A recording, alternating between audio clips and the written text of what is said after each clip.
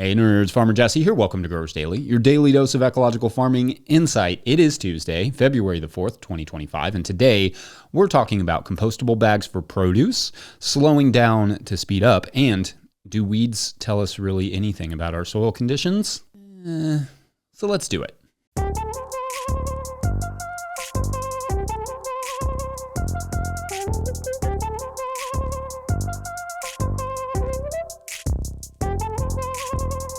All right, I hope everyone is having a decent start to their week. The weather here has been outrageous. It was in the 60s yesterday, and that would be t-shirt weather in Celsius. And one of the things I had to do was restart my pepper trays, which was cool. Here's the story. On Sunday, it was also beautiful out, borderline t-shirt weather, and I was getting some random projects squared away. One such project was just picking up some random stuff that was along our fence row, which, you know, I'm thinking, I got this. No snakes, yellow jackets, nests to worry about. Fairly straightforward. What could go wrong? And I start to pull up this rack I had sitting there. It's just kind of like a drying rack that I have, but it's, you know, it was kind of caught in the grass. And so naturally, I just started to yank harder. And as I do so, I hear a snap below from the grass. And I assume it's just the wooden rack, this wooden drying rack that I'm picking up. I'm assuming that it snapped. Nope, the chicken wire had gotten caught on a spigot from my irrigation line, and when I was yanking it, I busted the PVC pipe. Now, that's not a hard fix, but I didn't have the part, didn't really want to run to the store, and I'm thinking, no big deal, I can just use a hose and do the irrigating that I wanted to do. I can always fix that pipe later. NBD, right? So I finish cleaning up the fence and go to get my hose for irrigating, which is in the greenhouse. So I throw the whole thing over my shoulders, and I can feel it get snagged on something.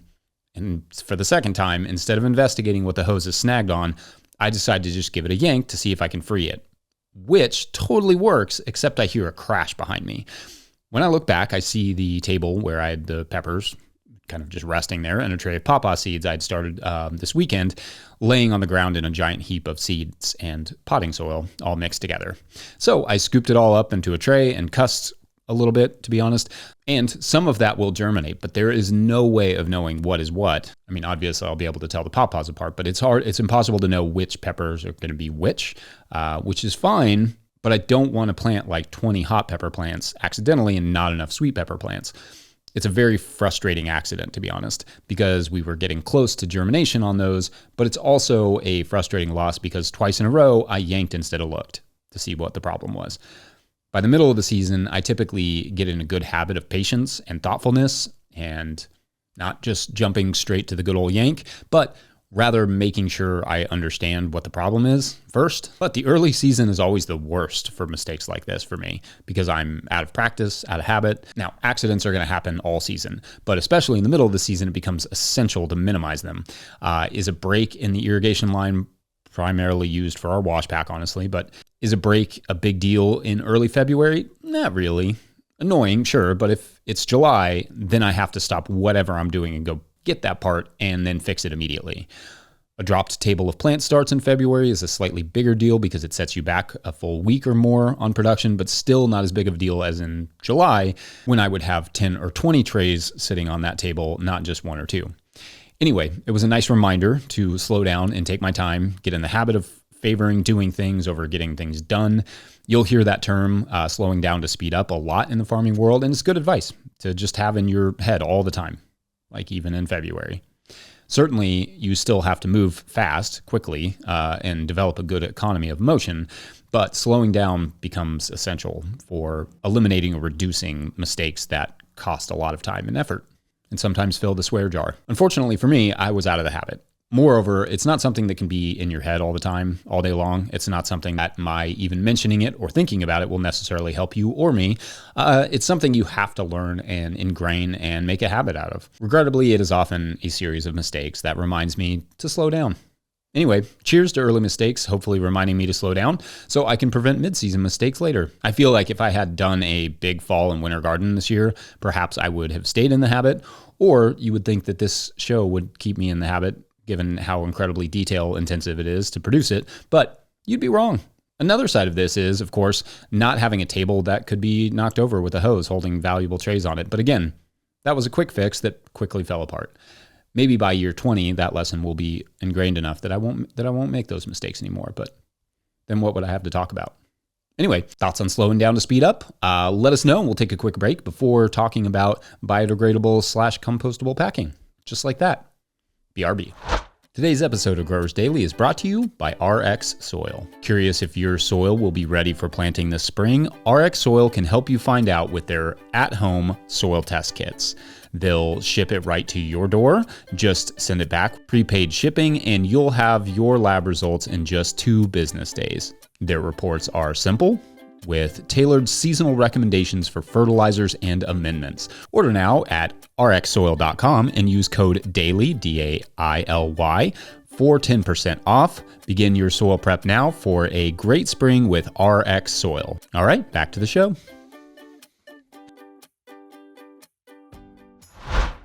If you, the listener, are enjoying this content, getting even a small amount of value from it, consider supporting our work over at patreon.com/no-till-growers. I will try to get to questions from everywhere the questions come in, but I will always get to your Patreon questions. Now, today's Patreon question comes from Patreon member Casista DVM, who writes, quote, "How realistic are biodegradable produce packages, or even replacing the bottom portion of a produce package with something like mycelial containers with a clear plastic topper? Do they not look appealing enough to sell? Are there packaging producers that could work with ecology-forward farming industry to make something that would sell? That sounds like something an industry rep would organize, but are there industry reps for other than Farmer Jesse for the pro-soil farming industry? I'm personally coming off the high of having negotiated with the local compounding pharmacies to lower costs on certain life-saving medications. So I know from experience that actual humans can discuss their needs with fabricators for mutual benefit." End quote. First of all, good on you for doing that work to help lower life-saving drug costs. It's sad enough that we can put a price on life, let alone that we do. This is especially true because sometimes people just can't afford it. Can't afford their life. So that's cool. All right, so as for packaging, great question, and it's complicated. First, a quick breakdown. Biodegradable packaging and compostable packaging are both options and both different things, more or less.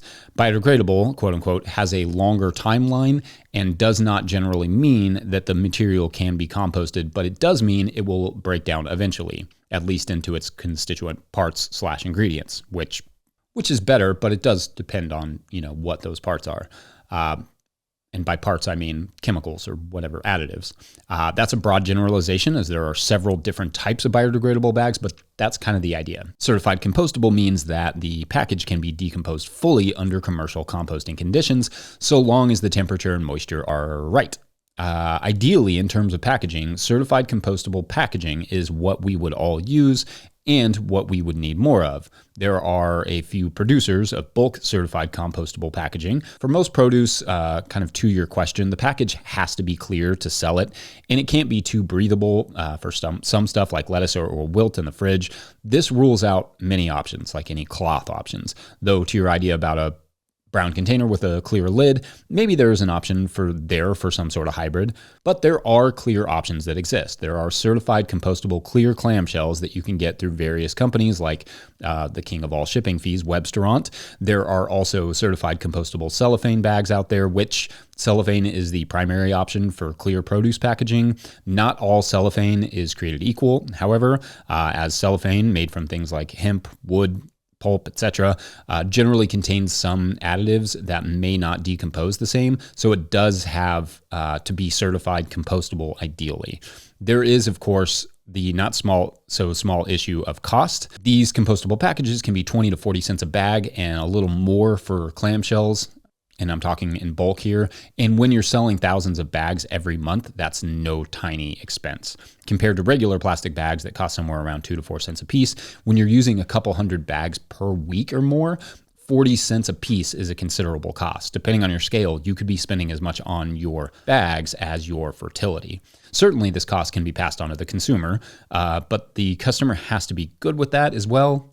Environmentally, it's important, absolutely, but like all things in the world, this problem falls to the farmer, who has to determine, do I wrap up my operating capital in bags and charge more to the consumer, potentially risking losing customers, or use something else? Now, you could get creative. You could instead have customers bring their own bags, and we tried that for a while, but it was a little bit logistically difficult for us to do it at the farmer's market. Then COVID hit, making it more difficult, if not outright impossible. So again, it's complicated, but there are options. That said, package technology is still changing and developing. The technology is getting better. The interest is in more environmentally appropriate packaging options is generally still growing. However, a really critical side of this debate around biodegradable/compostable packaging is where the packaging ends up anyway. So to go through all the expense and effort for sourcing your packaging to still create methane in a landfill feels a little bit sad, but it is also almost inevitable. Emphatically, compostable packaging or not, most food and most packaging still ends up in the trash. Indeed, even when they're sent to composting facilities. Not all of them, but this is because composters have to remove contamination, and some quote-unquote compostables are not permitted in organic composting operations. But also, honestly, it's really hard for composters to tell the difference between a compostable and a regular plastic bag after it's been sitting in a bunch of decomposing organic matter for a while, especially. So many of them just remove any bags that they see, anything shiny, and send it off to the landfill. Moreover, removal of contamination can be a fifth or more of the cost of running a certified organic composting operation. So if you're following, if someone does not care about this issue from an ecological standpoint, you should care about it from a cost standpoint. Plastic contamination is going to keep compost prices higher if composters continue to have to remove the contamination. To be sure, a package that will decompose in a landfill versus one that will not decompose at all is still important, but it's going to be hard for these compostable materials to have a positive environmental effect until all food packaging is switched over to compostable food packaging and composting becomes mandatory, so that composters just know that every piece of plastic coming into the system is compostable. Yeah, that's it. That's all it takes. No big deal. In my research for this, though, which I honestly do about once every year to evaluate the new options, I was heartened by how many people are sort of reporting on the waste industry, like wastedive.com.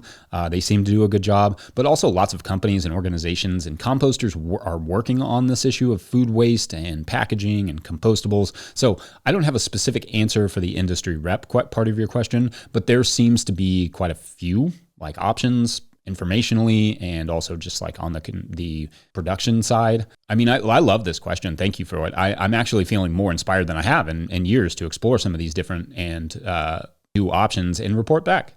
In fact, not just thanks for the question, but your Patreon support and things like super thanks on the YouTube videos is what enables me to not only research these things, but also play around with them on the farm. This feels like a subject I cannot do full justice to in a single segment for the simple fact that there are so many products and the technology is advancing rapidly, so expect more over time. But let me know any thoughts or experiences you all have with compostable or biodegradable packaging. What brands do you support or use? Hit us up in the comments. When we return, so too will the weeds. Be right back. Today's episode of Growers Daily is brought to you by Farmhand. I don't know about you, but I got into farming to be in the field growing food for my community, not creating elaborate pack lists, not writing newsletters or responding to emails, not designing and maintaining web stores, and etc. And I especially don't enjoy doing those things after an already full and fulfilling day of growing food. Actually, if I spent less time on my phone and behind the computer, that would be great. If only there were a solution for that. Enter Farmhand. Farmhand is the only all-in-one virtual assistant built by and for farmers. With one single platform, Farmhand enables you to offload your administrative tasks, send and manage communications, and sell more to your customers. Farmhand saves growers an average of 6 hours of administrative load each week. That's 6 hours so you can get back into the field, spend more time with friends or family, or have a life outside of the farm, which is actually a thing. Think about it. What would you do with an extra 6 hours a week? Sign up for a free trial with the link in the show notes, because now is the best time to dial in those systems for the next growing season. Follow the Farmhand link in the show notes to learn more. All right, back to the show. Okay, so last week I discussed weeds and using them in the garden, and a couple people mentioned that weeds are good signifiers of certain soil issues. And on the one hand, that's kind of true. And on the other hand, it's kind of not.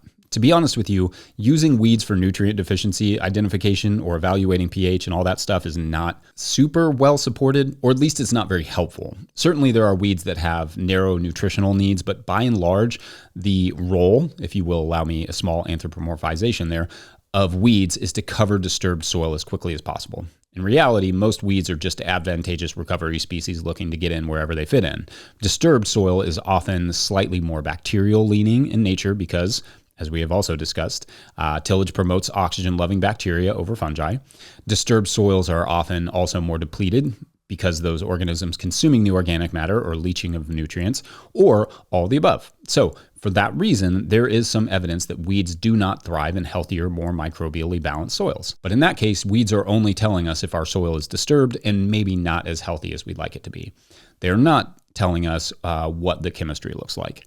Generally speaking, just because a certain weed prefers a certain pH or nutrient makeup does not mean it doesn't grow in other situations. It just may be that that particular weed doesn't thrive as much, similar to vegetable crops, in one condition or another. It will still germinate, it will still likely grow, it just may not grow as fast as the other weeds or crops who like those conditions. In conventional agriculture, this concept is slightly different because one, well, we're talking about a lot of land under one or two crops, and two, weeds will respond differently to certain synthetic fertilizers such as nitrogen and phosphorus, or the lack thereof, than they will to simple organic practices. Using a weed to indicate a certain soil condition in organic systems is just not super reliable because they will grow in many conditions. They may just really grow well in specific conditions or next to specific crops. Like I've heard anecdotally that weeds like sourdock grow in compacted soil, and sure, that's fine. They do. I've seen them. But anecdotally, I've observed sourdock growing in some of my loosest beds as well as some of my most compacted areas. There is a commonly cited article from the University of Michigan Extension that lists a bunch of weeds and what they indicate, but not a single citation. And I cannot find anything to back up the idea for any of them, except that some of those plants do prefer certain conditions, which again is not helpful because that doesn't mean they won't grow in other conditions, just maybe not as vigorously. So cool, that describes almost every plant.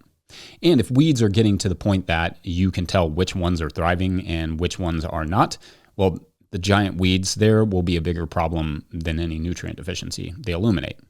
For weeds, there just has to be a seed there, moisture, and the right temperatures plus time in disturbed soil. The chemical makeup of the soil, the available nutrients, may matter a little bit to the overall community of weeds, but not really. Not to any helpful extent, at least. This may also be true because I came across some research that indicated basically the way we farm now favors generalized weeds, which means that many weed species are no longer really prevalent enough, weeds that may have been more indicative at one time of specific soil conditions. Anyway, I feel like that idea that weeds indicate something specific about soils may be true sometimes, and can be true of certain biological communities within the soil, but it's one of those weird garden topics that isn't totally wrong, but isn't totally right either, or necessarily helpful. In my experience, weeds germinate when the temperatures are right, and the soil is exposed. So exposed soil and the presence of weed seeds. That's largely what weeds indicate.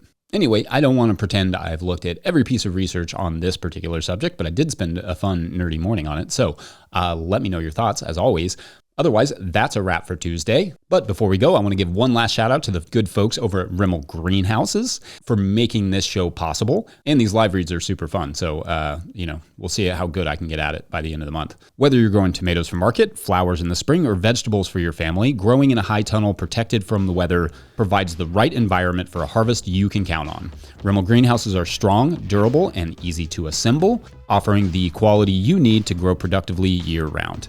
The team of experts at Rimmel Greenhouse Systems will be your trusted partners to ensure you get exceptional value for your greenhouse or high tunnel investment. Visit Rimmel.com today to get growing. Huge shouts to all of our show sponsors. Huge shouts to Willie Breeding for the theme music and the team at No-Till Growers. Also, shouts to Epidemic Sound for the background music you can hear here. Hit the here thing again. You can use the QR code on the screen or click the link in the show notes to apply to be a producer/editor of this show. Pick up a copy of the Living Soil Handbook by me or the Seed Farmer by Dan Brisebois at no-tillgrowers.com to support our work. Big thank you to everyone over at patreon.com/no-tillgrowers, where at a certain level, or if you just bump up from one level to another, or you sign up in the month of February, or February now, you get a shout out on the show. So big shout outs today to, let's see what we got. palm trees, and Alexandre Legault. I think I got that one right. I think you have to say it like that, even if it's probably just Alexander Legault. Yeah.